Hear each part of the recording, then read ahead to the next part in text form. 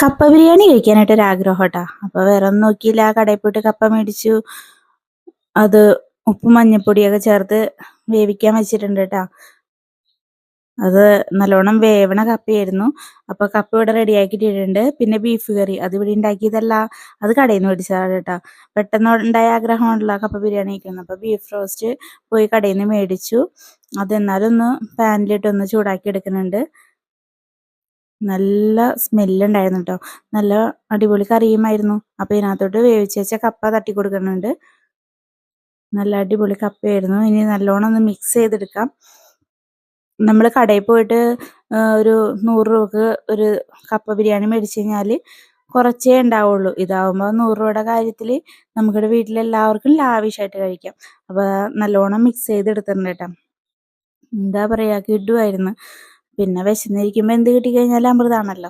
അപ്പോൾ അതിൻ്റെ മുകളിലോട്ട് കുറച്ച് മല്ലിയില ഇട്ട് കൊടുത്തിട്ടുണ്ട്. നിറച്ചിട്ട് കൊടുത്തിട്ടുണ്ട് മല്ലിയില.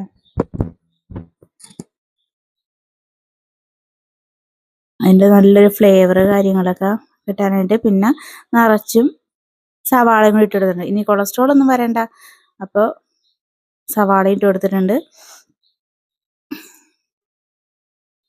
നമ്മൾ പുറത്ത് പോയി കഴിക്കണേലും വീട്ടിലുണ്ടാക്കി കഴിച്ച് കഴിഞ്ഞാൽ എല്ലാവർക്കും നല്ല എന്താ പറയുക, മനസ്സമാധാനത്തോടു കൂടി കഴിക്കുകയും ചെയ്യാം, ലാവിഷായിട്ട് കഴിക്കുകയും ചെയ്യാം. അപ്പോൾ കപ്പ ബിരിയാണി റെഡി ആയിട്ടുണ്ട്. അത് ചേട്ടനൊക്കെ കഴിക്കാൻ കൊടുത്തിട്ടുണ്ട്. കൂട്ടത്തിൽ നമ്മൾ ഒരു ചിക്കൻ ഫ്രൈയും കൂടി വാങ്ങിയിട്ടുണ്ട് കേട്ടോ.